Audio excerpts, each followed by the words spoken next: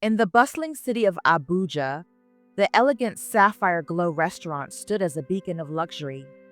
Its glass facade gleamed under the sun, welcoming sleek cars that pulled up daily. Inside, affluent patrons savored gourmet dishes on plush velvet seats. The owner, Mr. Chinedu Okoye, known respectfully as Sir Chinedu, was a man of wealth and refinement. Dressed in impeccable suits with polished shoes that mirrored his surroundings, he commanded respect. Each morning, as he strode into the restaurant, his staff greeted him in unison. "Good morning, sir." With a nod and a calm "carry on," he observed his domain quietly, a man of few words but sharp observation. His black SUV, always pristine, waited outside, a symbol of his success. Over 50 employees, chefs, servers, and cleaners, kept the Sapphire Glow running smoothly. Yet, beneath the opulence, a poignant story was about to unfold. It was a quiet evening in Abuja. The restaurant's lights dimmed as the last customers departed. Most staff had left for the night. Mr. Chinedu emerged from his office, loosening his tie after a long day. He pressed his car key, and the SUV chirped. Then, he noticed a figure near his vehicle, not too close, but close enough to catch his eye. She wore the restaurant's navy and gold cleaning uniform, her hands clasped tightly, her gaze fixed on the ground. Mr. Chinedu paused, squinting in the dim light. "Who's that?" he murmured, glancing around. Only a few cleaners lingered outside. The woman stood motionless, as if waiting for something. He approached cautiously, the night air thick with an unspoken tension. As he neared, she glanced up briefly before dropping her eyes again. "You're with the cleaning team, aren't you?" he asked, his voice steady but curious. "Yes, sir," she replied softly. "My name is Amara Nwosu." Her hands trembled slightly, betraying her nervousness. Mr. Chinedu's brow furrowed. "Why are you standing by my car?" he asked, his tone gentle but probing. Amara bit her lip, taking a shallow breath. "Please, sir," she said, her voice barely above a whisper. "I'd like to ask a favor." Mr. Chinedu braced himself, expecting a request for money or a complaint. Instead, Amara's eyes flickered up briefly before dropping again. "May I take some leftover food home?" she asked. Mr. Chinedu blinked, caught off guard. "Just leftover food?" he repeated, studying her weary face. Her worn shoes and subdued demeanor spoke volumes. "Yes, sir," she nodded. "Just leftovers, if there are any." A heavy silence followed, the kind that tightens the chest. Mr. Chinedu gave a small nod. "All right," he said simply. Amara whispered, "Thank you, sir," and hurried back toward the kitchen. Mr. Chinedu stood by his SUV, unmoving. Something stirred within him, a quiet unease he couldn't name. He slid into the driver's seat but didn't start the engine. Leaning back, he closed his eyes, Amara's request echoing in his mind. Why only food? Not a raise, not assistance, just scraps. Her tired voice and guarded eyes lingered in his thoughts, hinting at a deeper struggle. Checking his watch, he noted it was nearly 10 p.m. Instead of driving away, he decided to wait. He needed to understand. 10 minutes later, the restaurant door creaked open. Amara emerged, clutching 2 small plastic bags that looked light, almost empty. She walked briskly, unaware of Mr. Chinedu's gaze. He sank lower in his seat, waiting until she was a safe distance away before starting the engine quietly, keeping the headlights off. He followed at a careful distance, ensuring she wouldn't hear him but staying close enough to keep her in sight. Amara's steps were quick, purposeful. After a few minutes, she boarded a crowded yellow bus. Mr. Chinedu followed, his SUV trailing the rickety vehicle through Abuja's uneven roads. The night was dark, with sparse streetlights, some flickering or dead. Nearly 30 minutes later, the bus stopped. Amara disembarked, still clutching her bags, and turned down an unpaved side street. Mr. Chinedu parked far behind, killed the engine, and stepped out quietly. The area was bleak. No shops, no fine houses, just silence and shadows. He crept closer, watching as Amara approached a dilapidated building. Its walls were cracked, the roof sagged, and broken windows gaped like wounds.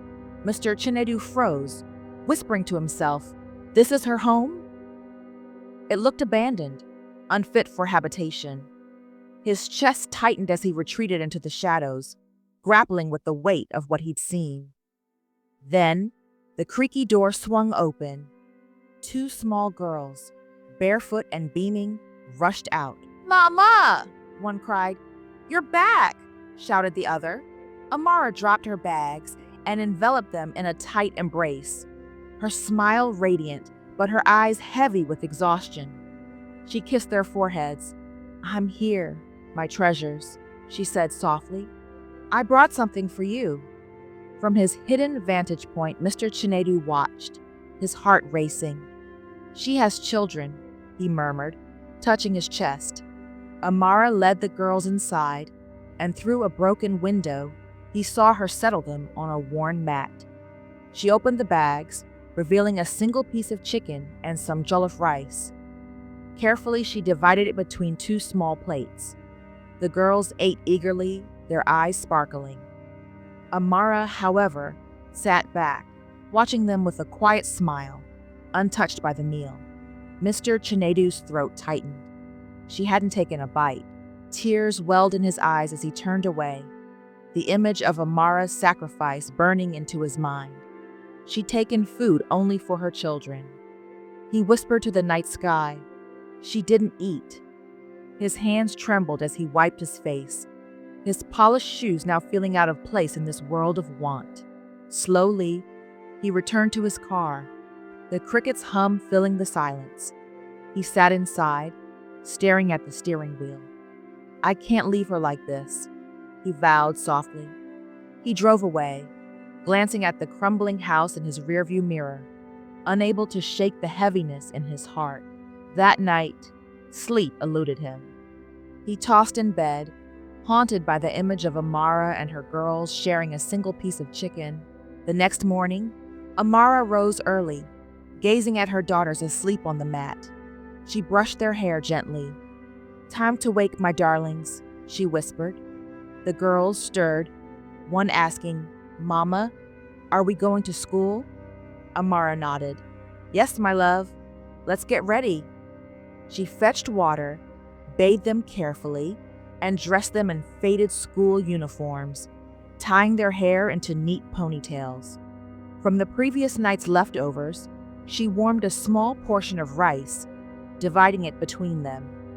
As they ate, Amara's smile hid the distance in her eyes. After, she packed their books and walked them to a nearby community school, its walls as worn as her own home. She hugged them tightly.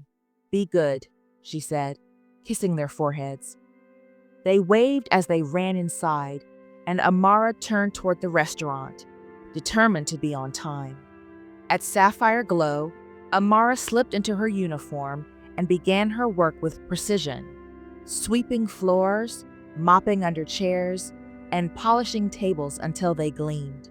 She smiled at her colleagues, her exhaustion hidden behind a mask of diligence. Meanwhile, Mr. Chinedu sat in his office, staring out the window, his mind elsewhere. He summoned the HR manager. "Good morning, sir," the manager greeted. Mr. Chinedu's voice was resolute. "We need to do better," he said. "Some of our workers are struggling. Raise their salaries, starting this month. No one should go home hungry." The manager nodded, exiting swiftly. Mr. Chinedu leaned back, Amara's image vivid in his mind, sitting on the floor watching her girls eat while she went without. Days passed, and Amara continued her routine, arriving early, cleaning meticulously, and never complaining. Each evening, she knocked softly at the kitchen door, asking, "Is there any leftover food today?" She accepted whatever was offered, a handful of rice, a scrap of meat with a grateful thank you and a smile, then left with her plastic bag. Mr. Chinedu watched from afar, his heart growing heavier. He hadn't spoken to her, but her quiet strength gnawed him. How many others are like her? He wondered nightly. One morning, as Amara polished tables, the head cook approached. "The boss wants to see you," she said. Amara's heart raced. "Did I do something wrong?" she asked quietly. The cook shrugged. "Just go." Amara wiped her hands on her apron and walked to Mr. Chinedu's office, knocking softly. "Come in," he called. She entered, her nerves evident. "Good morning, sir," she said, her voice small. "Sit down, Amara," Mr. Chinedu said warmly. She perched on the edge of the chair, uncertain. After a brief silence, he spoke gently. "Amara, I followed you one night." Her eyes widened. "You followed me?" she stammered. He nodded. "I saw where you live. I saw your daughters." Amara's gaze dropped, her hands trembling. Tears brimmed as she wiped her face. "I didn't mean to do anything wrong," she whispered. "I just wanted to feed my girls." Mr. Chinedu shook his head. "You did nothing wrong," he assured her. "You're a devoted mother. You're strong. You work tirelessly." Amara's tears fell silently. "I want to help you," he added. She looked up, stunned, her eyes glistening. The next day, Mr. Chinedu called her again. Amara entered, still apprehensive. "Amara," he said with a warm smile, handing her a document. "You're now my personal assistant. You'll earn a better salary." Amara stared at the paper, which read, "Promotion, personal assistant to the CEO." Her hand covered her mouth as tears welled again. "That's not all," Mr. Chinedu continued, picking up a brown envelope. "I've secured a modest apartment for you and your daughters. It's simple but safe, with water, electricity, and space for them to thrive." Amara's hand shook. "Sir," she whispered, "is this real?" He nodded. "You deserve more, Amara. You're a hard worker and a good mother. I've also enrolled your girls in a better school. You won't need to beg for food anymore." Amara sank to her knees, tears streaming. "Thank you, sir," she sobbed. "I don't know what to say." Mr. Chinedu smiled kindly, pulling a small envelope from his drawer. "Take this," he said. "Buy something special for dinner tonight." Amara clutched the envelope to her chest.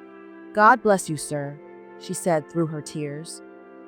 That evening, their small room felt alive with joy. Amara stirred a pot of jollof rice and fresh chicken over a small stove. Her daughters sat on the mat, eyes wide. "Mama, so much chicken," the younger one exclaimed. Amara smiled. "Yes, my love. Tonight we eat well." She served 3 plates, and the girls dove in, laughing and chewing eagerly. "This is the best food ever," the older one said. "It tastes like heaven," added the younger, her mouth full. Amara watched, her heart full, tears glistening but unshed. For the first time in years, her children ate without worry. The next morning, a sleek black car pulled up outside their crumbling home. Amara, holding her daughter's school bags, froze as the driver stepped out. "Good morning, madam," he said. "Mr. Chinedu sent me to take you to your new home." Amara's voice trembled as she told the girls, "Get your things. We're moving." They climbed into the car, hearts pounding with excitement. At the new apartment, the girls raced to the door. The house was clean, freshly painted, with intact windows, a proper kitchen, and soft beds. "Mama, we have real beds," they shouted. "A real kitchen." Amara stood in the center, turning slowly, whispering, "Thank you, God." Her journey wasn't over, but hope had taken root. Later, as the girls played with pillows, laughing, Amara's phone rang. It was Mr. Chinedu. "Good morning, sir," she answered softly. "I'm just checking on you and your girls," he said warmly. "We're fine, sir. Thank you for everything," she replied. After a pause, he added, "Don't come to work today, Amara. Take the day to enjoy your new home. Cook something special. Be with your daughters." Amara's hand pressed against her chest. "Thank you, sir," she whispered. As the call ended, she walked to the gleaming kitchen, pulling out rice and vegetables. "Mama, what are you making?" one daughter asked. Amara smiled, taking their hands. "Our first meal in this home," she said. Before eating, they bowed their heads, praying with simple words and grateful hearts. This story reminds us that kindness can transform lives. Amara fought silent battles, working tirelessly without complaint, her faith unwavering. Mr. Chinedu saw her struggle and acted, changing her world. The lesson is clear. A single act of compassion can illuminate a family's life. If you can help, do it. Share your thoughts below. What did this story teach you? Another moving tale is coming soon, so subscribe and turn on notifications.